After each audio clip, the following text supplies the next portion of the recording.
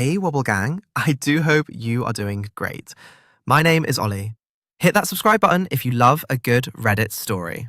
Alright, let's get into our first story of the day. Our first story comes from a throwaway account in the relationship advice subreddit, and it says, My 28 male, fiancé, 28 female, randomly ended our relationship. Is this abuse? Toronto, Ontario, I'm not sure if this is the right place for this. Please forgive the long post. My 28-year-old male fiancé, a 28-year-old female, has always been very controlling. She gets upset when I don't do things exactly right and often contradicts herself. She wants me to go out and be more social, but will call and yell at me when I do. She wants me off my phone, but sits there on hers. She wants me to go to the gym, but complains when I'm there too long. Honestly, I've been pretty love-struck, so I didn't really pick up on these things until everything fell apart. She has a bit of a drinking problem. Not that she drinks constantly, but when she does, she doesn't know her limit. With wedding planning and my busy work schedule to pay for the wedding, she tends to go out on weekends with her girlfriends, since I'm home late anyway, and she enjoys it, so she deserves to unwind after a busy week. We typically do lunches and overnight trips when my schedule will allow it, and when I'm off in the evenings, we make dinner together to connect. She's nitpicked before, but I kind of wrote it off as her personality and always adjusted. For example, she didn't want me running the washer-dryer so much, so I went from twice a week to once. I work 2 jobs, and one is construction, so my clothes get dirty fast. She thought I had too many clothes, even though we each have the same storage space, so I donated the clothes she didn't like. She didn't like when I cooked late coming home from my second job, event staff, so I would pick something up on the way home. I felt like this was regular couple stuff. All in all, she's been excited about the wedding and our new apartment, so I thought everything was good. Long story short, a few weeks ago she came home hammered, which is nothing new, but she got outright mean. I wrote it off as just being drunk. Sometimes she playfully teases me when she's drinking. But when she sobered up, she was still really mean. Her controlling attitude escalated until she was pretty much unbearable, and she ended up telling me she deserved better and that she wanted to start over and I needed to leave. She started listing all these weird faults. I don't get along with her friends whom I have never met because they don't live in our country. I don't make an effort with her family. I'm very close to her brother. We often game together, and we have dinner with her parents once a month. And that I'm too dependent on her. I do tend to put her first a lot, but I kind of thought that was normal. Then she basically told me to leave. I gave her some space and slept at my brother's a few nights, asking how he thought I should fix this. And it was then that he pointed out that she is kind of abusive, so maybe this was a good thing. I don't know.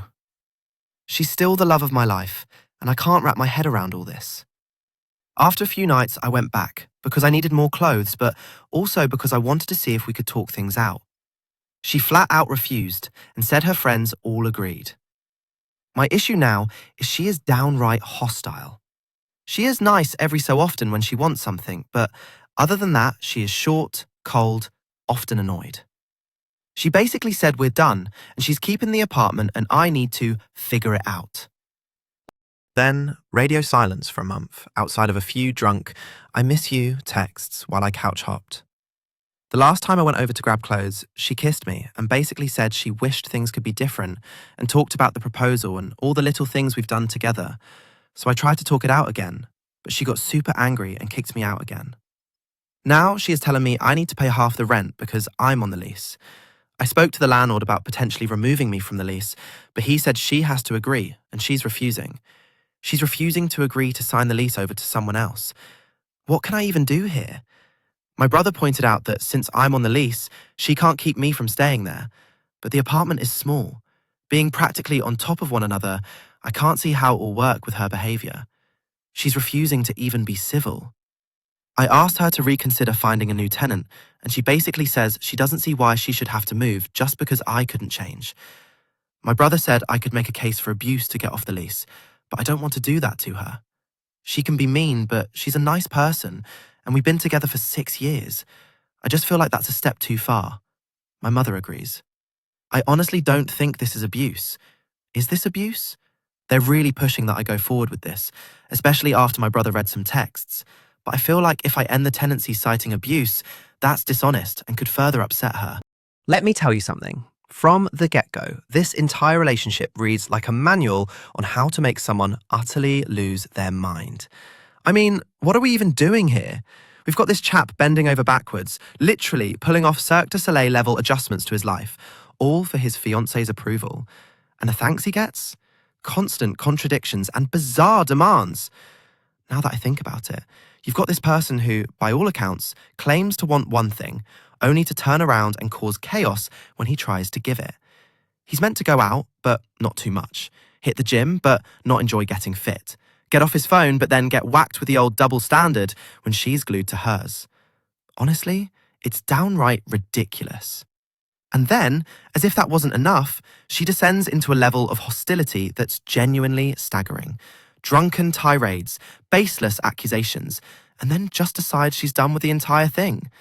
Her rationale? Apparently, he's not rolling out the red carpet for her phantom friends and family. Are we serious right now? The thing is, there's something genuinely heartbreaking in watching someone blame themselves for someone else's absurd behavior. And here's this guy, still tethered to the relationship by legal paperwork, suffering through mixed signals and manipulative text messages. For crying out loud, this is no longer a romance, it's a horror show. What is this nonsense about not wanting to make a case for abuse? I mean, the way she flips between wanting him gone and reminiscing over shared memories. Manipulation at its finest. She knows how to keep him on a string, just enough to torture him emotionally. If anyone here needs to learn that enough is enough, it's him. I know I'm not the only one feeling frustrated right now. He deserves better than this topsy-turvy emotional roller coaster. Drop your thoughts below, because after reading this, I definitely need a strong cup of tea. Absolutely absurd. Investment Classic 67 says, she wants you to pay, but not live there. That's financial abuse, besides the rest of it. You sound like a great catch. Move on, but get off the lease first. Someone says, she's extremely controlling and seems abusive. I don't know about Ontario, but where I live, if two parties are on a lease, they're both responsible. However, if one person leaves, the other person is 100% responsible. Look up the laws where you live. You may be able to just leave and not be responsible. I'm sorry you're going through this. I hope you can heal from this quickly. OP responds, she's honestly a nice person. Everyone seems to love her, but I think I'm starting to see our relationship was imbalanced. I have tried looking it up, and it seems that even if I leave, if my name is on the lease, I am on the hook. The landlord agreed to hand the lease off to someone else, but she's just flat out refusing, and I don't get why. If she wants to start over, I think starting over in a new place would be what she wanted. It also says I can't change the lease unless she agrees. Someone says, at first, I thought the purpose of your post was to get advice about whether to cancel the wedding engagement and break up. But it sounds like actually, you're just asking about how to handle the apartment lease? I think she's abusive, but even if I'm wrong, the bottom line is that regardless of whether her behavior fits the exact definition of abusive, she's hostile, selfish, unstable, and intoxicated. Hopefully, you've decided you're not going to marry this train wreck. You don't want to spend 50 years with this toxic person, right? As for the apartment lease, consult an expert. Go see a lawyer who knows about local rent laws. If you can't afford that, in some cities, there are non-profit tenant rights organizations that have lawyers who provide pro bono consultations. OP responds, I will definitely consider getting a lawyer. It was more to confirm if this is abuse, because if it is, they may let me off the lease without her permission. Muma the Queen says, if her friends live in a different country, then who are the friends she's drinking with? Do you know them? She seems to spend a lot of time with friends. Is that via her phone or computer or in person? I don't know that I believe much about this version of events. You depict yourself in a very strange manner. Calculating, perhaps? However, I agree that your ex is a very disagreeable lady, and you should have no compunction in getting her out of your life by whatever means necessary. Good luck. Wise up. Move on. OP provides more information in the comments by stating, she hangs out with her friends from work, whom I know, But when she ended things, she said it was because I didn't make an effort with specific friends who are very important to her, who are online friends I have never met or had the opportunity to connect with. A week later, the OP comes with an update, and it says, "Things have kind of snowballed out of control. A day or so after I made the first post, my brother sat me down and discussed a game plan with me. The first thing he told me to do was to take the money I'd put in a joint account meant for our wedding out, since she had access to it, and she was pretty upset with me. Not sure why, since she ended things, and I only recently found out it was because she cheated. I'd been saving for over a year, sometimes putting in as much as $600 a month, and I also put my Christmas bonus in there. I don't know what I expected to happen after I did that, but things escalated pretty quickly after that. I had screenshots of how out of control the texts got, but it wouldn't let me add them to this post. The long and short of it was, she was upset that I all but emptied the account, only leaving what she had contributed. She had only put a couple thousand in because toward the beginning of planning, she decided I should be the one to pay for the bulk of the wedding. Looking back now, I can't believe I agreed. Her argument was that I should have kept all my money in the account to pay for my portion of the rent and that I had stolen from her. She kept calling me a thief, even when I showed her a screenshot of my banking transfers into the account and that I only transferred out that exact amount. She only got more upset because I refused to talk to her in person or answer the phone, so I could have everything we discussed in texts. She had her dad call me, basically telling me to do the right thing, which just meant to give her all the money I'd saved since it was for her anyways. When I refused, she started calling my mother almost non-stop. She would start calling her around 9 p.m. and sometimes wouldn't stop until 1 a.m. At first, I told my mum to block her number, but my brother said to just put it on silent so we had a record of how often she was calling. One night, she called my mum 36 times. My mother has been having some health issues since my father passed in June, so my sister has been living with her, and the calls obviously made my sister upset, and it's a whole thing now.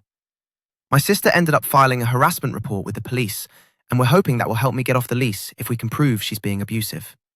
She also called both my ex and her father and told them if they had anything to say, it would go through her. I filled out an N15 form, but the officer I spoke to about the harassment didn't seem convinced it would be approved because he wouldn't classify this as domestic abuse. I guess I'll just have to cross my fingers and hope for the best. All this definitely showed me who she is. I didn't think I could fall out of love with someone so quickly. Thanks for all the replies to my initial post. A few weeks have passed since the intense situation unfolded between the OP and his fiancée, and now he provides a final update on his journey. The OP shares the latest developments, saying, "I tried to post this a week or so ago, but it didn't go through because the posts were too close together. However, I knew there were a few people who wanted updates. Fingers crossed this time it works. First and foremost, thanks to everyone who messaged me offering advice and resources. It made a huge difference. I have a lot to update on, but I'll try to keep it short. Once I was out, the pattern of abuse became more evident. The emotional roller coaster she always had me on was one I didn't really realize I got on until I finally got off. I went into the apartment with my sister, a 36-year-old female, while my ex, a 28-year-old female, was at work to clear out all my stuff. I was initially going to go with my brother, a 34-year-old male, but in the calls to my mother, between 5 to 20 a night on weekends, my ex sometimes physically threatens people. My sister wanted to be there in case she did get physical, since my brother and I wouldn't be able to do much if she did. Obviously, neither of us would hit her or anything, so this made the most sense. The police also didn't seem to want to accompany us. We cleared the bulk of my stuff out, but unfortunately, she did come home early because, well, that's been my luck lately. She yelled a bunch, which we ignored, but unfortunately, my sister spoke to her before we left because a bunch of my stuff was missing. I didn't care about a lot of it at this point, but my sister was upset the PlayStation 5 was missing. She told her she didn't know where she put it, but she needed to get it because she wasn't leaving without it. Tensions were obviously high as my sister is currently living with my mum, taking care of her, so she's been present for the non-stop calls on the weekends. When my sister kept pressing her about it and ignoring everything else she was saying, my ex picked up a picture frame and threw it at me for bringing her here. At this point, everything boiled over. My sister got between us, and when she slapped my sister, a fight ensued. Long story short, police arrived and my sister told them she wanted to file another report, which made my ex surrender the PlayStation 5 and admit she had thrown a bunch away. Because of all this, the landlord was made aware and I've been taken off the lease. A few days after, her mother called me. She basically wanted me to reconsider the reports filed because she was worried my ex would have charges that would follow her around. She didn't think it was fair after I called off the wedding and abandoned her. I told her that she needed to have a conversation with my ex about the lies she was telling and her harassing my mother before I hung up. That's the long and short of it. Hopefully I'm done now and there won't be any more updates. Thanks for listening to me and helping me through all this. I don't know what came from that conversation, but her mother did send mine flowers, so I'm guessing at least some truth came out. Anyway, I'm hoping to put all this behind me at this point. Now that I'm done with the apartment headache, I am going to grief counseling with my family and working on starting over. Someone says, "Fellow Torontonian here, I am really glad I came across your final update. I read your first 2 posts and I was really concerned about you. Your ex sounds like quite a piece of work and she has some serious anger issues she needs to work through. I'm really glad that you are free of her and that your name has been officially taken off the lease. Please ensure that your sister does not drop the charges. At some point, someone from the courts will probably contact her or one of the arresting officers or the officer present at the time to confirm whether she wanted to hold the charges or drop them. Don't drop the charges.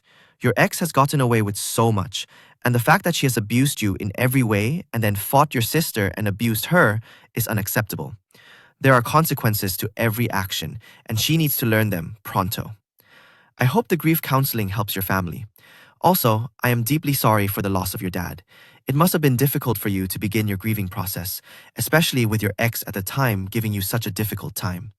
You're so blessed to have a very supportive family, and I'm glad that your mom, sister, and brother have been there for you. It's also important that you see if you can get some individual counseling and therapy so you can learn what your deal breakers are and actually learn what red flags are, because you've made a lot of excuses for your ex's behavior and it could have ended up so much more violently and more tragically. Thank goodness it didn't. I work downtown myself, and anytime I saw a woman in her late 20s or someone I thought was in her 20s, I gave her a bit of a side eye, wondering if she was your ex. Take good care of yourself and your loved ones. I hope you have done everything you can to block your ex from ever getting close to you. You can also contact the court system to find out if you can get a restraining order against your ex. Your sister would also qualify for one too. Just batten down the hatches. I had to get a restraining order because of an ex-boyfriend decades ago, so I know the process a bit. But if you require one, contact the courts with a copy of the police report. Ask the police department that assisted that night when your ex got violent with you and your sister for the incident or police report number and a copy of the report itself so you can keep that on file. See if you can get a copy from your old landlord to ensure that your name has been officially taken off the lease. You are permitted to get a copy of that or a letter stating that you are officially off the lease. I would also suggest that you freeze your credit and do a credit report to ensure that your ex hasn't tried anything shady. You may want to apply for a service that does a credit check regularly or has a red flag system set up for any suspicious activity on any of your credit cards and credit. OP responds, "This is all amazing advice. My mother and sister have restraining orders at this time. It's all been really crazy, and I'm truly grateful to be out of the thick of it, hopefully.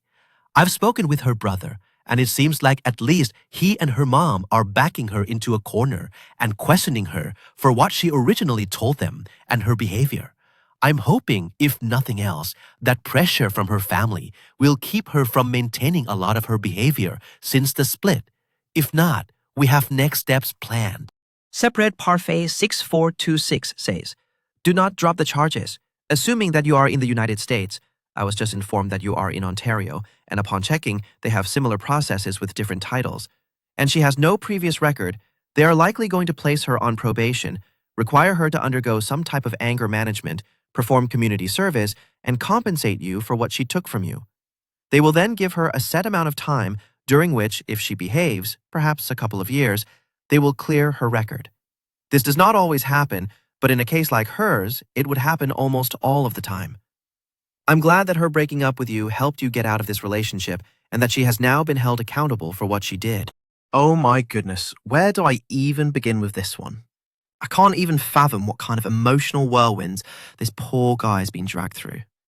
You know, love's supposed to be this beautiful, enriching journey filled with mutual respect and, dare I say, some semblance of sanity, right? But no. What we've got here is a classic case of toxic chaos. And this ex-fiancé of his? I mean, throwing picture frames. Really? That's a screaming red flag if ever I've seen one. And as if that's not enough, she's literally turning his mum into a direct hotline with her incessant calls. Bloody hell, someone needed to dial down that drama. And here's the kicker. Her mother actually has the gall to call him after everything, whining about potential charges. I swear, the apple didn't fall far from the tree. It's just unreal. But I must say, this chap's got his head glued on right by sticking to his guns and prioritising his well-being. That whole experience was just absolutely absurd. And frankly, he deserves a medal just for surviving the ordeal. To whomever's been in a similar situation, man, I'm with you. Does anyone else think this was grade A lunacy? Comment below. The next story comes from footbig7944 in the Am I the Asshole subreddit, and it says, Am I the a-hole for walking away from a house I have no equity or say in and stiffing my soon-to-be ex? Before we got married, my in-laws sat me down and explained that I was never going to be on any paperwork for the house they helped my fiancé purchase as a wedding gift. They insisted on an ironclad prenuptial agreement. I got a lawyer and made sure I was protected as well. After we got married, I contributed to the expenses of our household equally. This included the mortgage and everything. It was a little more than I paid in rent and utilities, but I figured we were building a future together. I make a decent living as a welder, and I do not own a lot of stuff. I have a truck, a welding lid, a laptop, and some clothes. Before I met my wife, I lived at short-term rentals and all-inclusive resorts. I work 4 weeks on and get 2 weeks off. It didn't make sense to rent a house that could sit empty for a month at a time. I have helped my wife upgrade, renovate, and furnish the house. I'll give a simple example. We bought a very nice sectional. I paid for half up front by giving the money to my wife. She then bought it on her credit card to get the points. After that, it wasn't my problem anymore. I recently found out that she has been seeing her ex when I'm out of town. I do not play that game. I will never compete for a woman, and I do not forgive cheating. So last time I came home from work, I stayed at a short-term rental. I took the time to see a lawyer and initiate our divorce. When my time off was done, I went back to work. My next break is after the new year, and I will be going to an all-inclusive resort. Neither this last time nor from now on did I or will I be giving her any money. The problem is that she didn't use the money I gave her to pay down the mortgage or her credit card bill. She spent it on other things. So now she is in a bind. My money made her lifestyle possible. By just leaving and not engaging, she is kind of in trouble. But there is nothing there for me anymore. We don't even have a dog like I wanted, because she would have had to care for them while I was away. So all I left behind was a suit I only bought for our wedding, some gym clothes, and my dress shoes, once again for the wedding.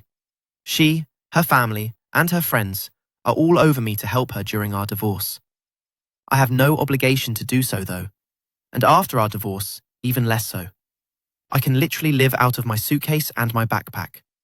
My only living expense beyond housing is long-term parking for my truck. Even my mum seems to think I am treating her unfairly and punishing her too harshly. I personally can't believe my mum would take her side, but my parents' divorce was really antagonistic, and their inability to communicate led to both of them being much worse off than if they had cooperated and ended things amicably. Am I the a-hole? Oh my goodness, I can't even fathom how utterly transparent this situation is. Let me tell you something. The audacity of some people is mind-blowing. So, you're telling me that your in-laws laid out the rules clear as day. No name on the paperwork, rock-solid prenup, and you're still contributing 50-50 to a house you technically have zero stake in. Now, hold on a minute, because this part kills me. Seriously, what were the odds that contributing to a home you'll never own would end in happiness, right? And then, oh boy, the betrayal factor kicks in. Your wife seeing her ex while you're away working? Absolutely outrageous. I can't even believe I'm saying this, but you were being pragmatic by upholding your end of the deal and respecting her family's terms. And you know what makes it worse? Now they're all pressuring you to help her out after she's dug a financial pit with the funds you fronted. Honestly, I know I'm not alone here thinking you're right to walk away. Sometimes self-preservation must outweigh perceived obligations, especially when trust is shattered. I'd love to hear what you all think about this soap opera. Drop your thoughts below because I need a sanity check. Are you kidding me with this madness? Nick's Clapped Reddit says, "Not the jerk, but I don't understand why friends and family are on her side when she is most likely cheating on you. That doesn't make sense." OP responds, "Not my problem anymore. Anyone who contacts me on her behalf, I block, except my mom." Secret Sister Sarah says, "Not the a-hole. The moment you mentioned that after moving in, you paid a little more than you used to for rent and utilities, that sealed the deal. If you move in with someone and pay more than you did when you were on your own, then your name should be on the property deed. Period. You got wronged here and own nothing." Edited to add, "I bet her parents knew her nature, anticipated this wouldn't last, and that's why they insisted on her being the only one on the title and having a prenuptial agreement. That's alarming." Counter says, "Before we got married, my in-laws sat me down and explained that I was never going to be on any paperwork for the house they helped my fiancé purchase as a wedding gift. If this isn't a red flag, I don't know what is. Her parents gave a wedding gift only to your wife, not to both of you.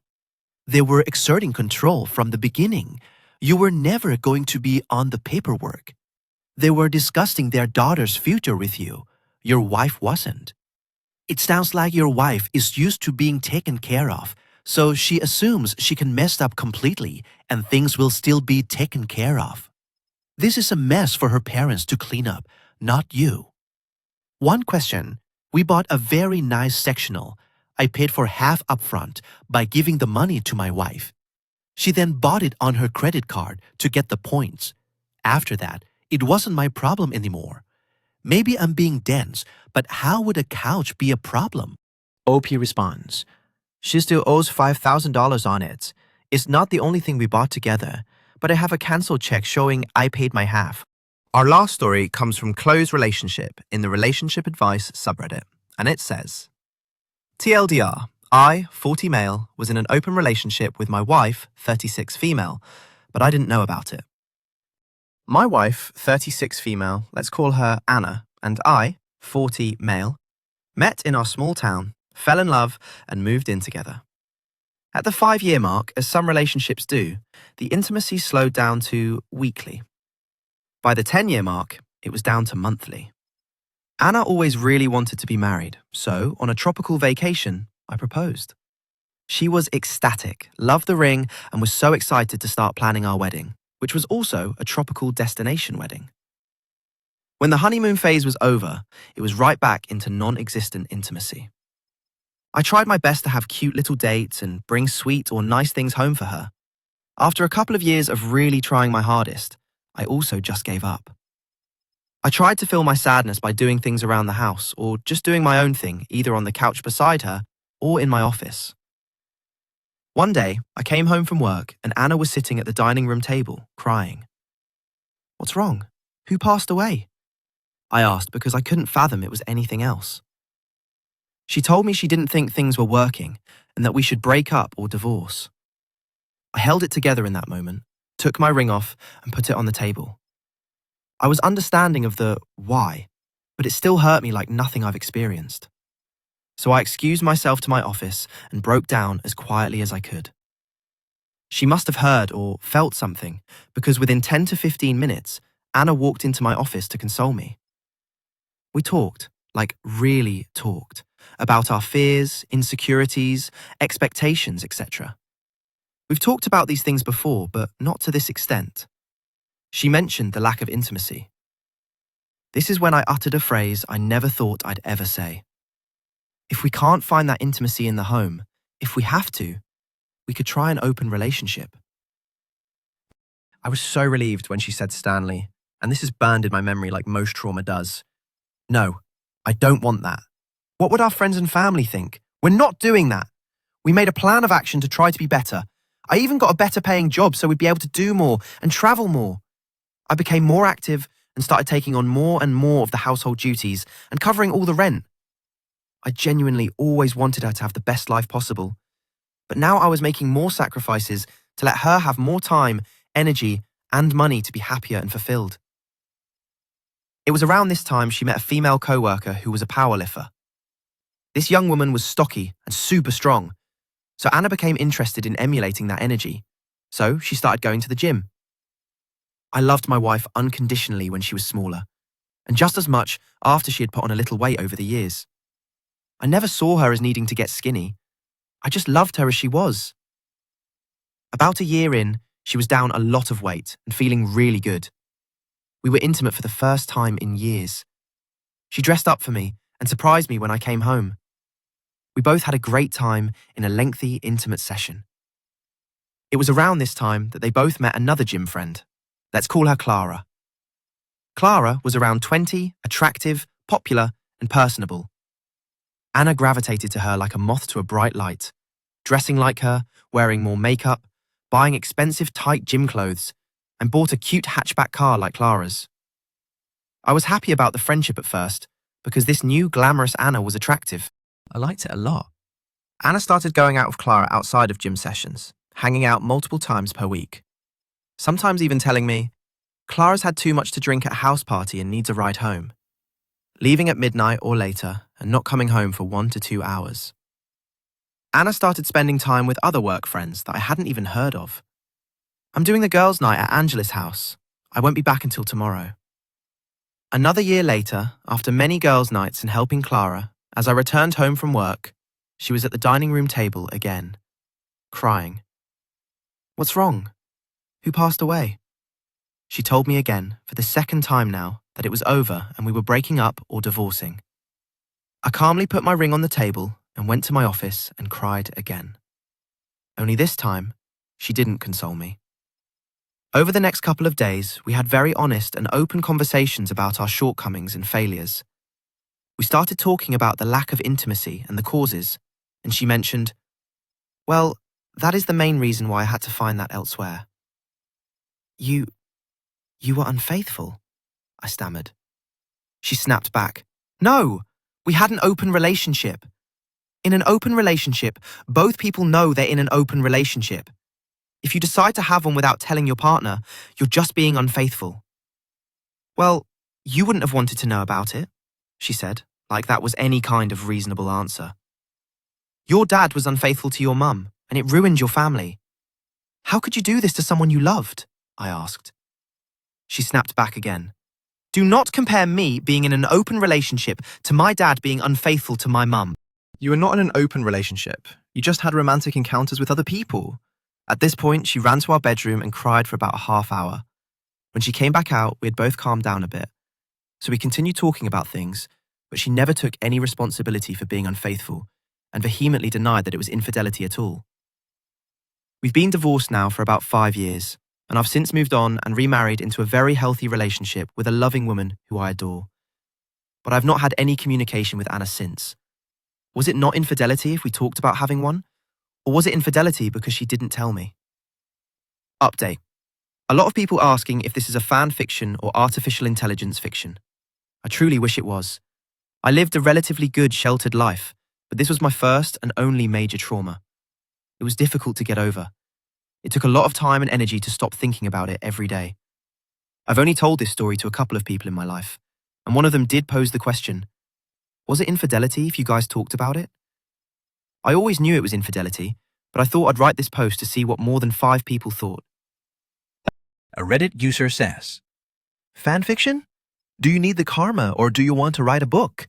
Do you want to test your AI stuff? What is it? I swear, I've read a lot of crazy stories, but this one? I mean, what are we even doing here? Honestly, the sheer roller coaster of this whole situation just boggles the mind, doesn't it? The world of relationships is a bloody maze. We've all been there trying to navigate those heart-wrenching journeys where every turn seems to lead to destruction. But on the bright side, or not so bright, this guy's lived to tell the tale from a happier place now. And look, if you've made it this far down the rabbit hole, I genuinely thank you for sticking with me. You're legends. We've shared a real rollercoaster of stories today, haven't we?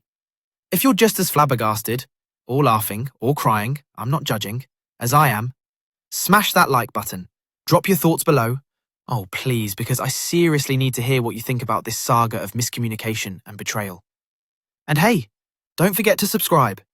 Stick around to get more of this madness directly in your feed. And let's dive into more unreal tales next time. Cheers!